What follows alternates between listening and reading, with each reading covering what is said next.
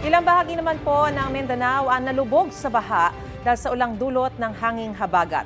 Binaha ang isang eskwelahan sa Pagalungan, Maguindanao del Sur matapos umapaw ang katabing ilog.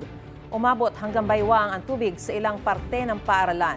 Pinangangambahan naman ang pagguho ng lupa sa gilid ng isang ilog sa Barangay Limulan sa Kalamansig, Sultan Kudarat. Patuloy kasi ang ragasan ng tubig.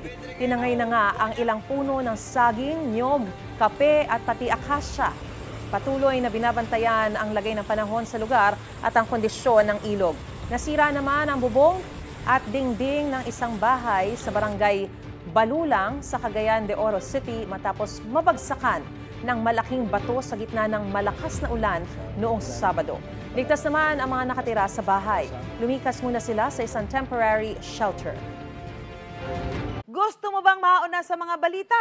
Mag-subscribe na sa GMA Integrated News sa YouTube at tumutok sa unang balita.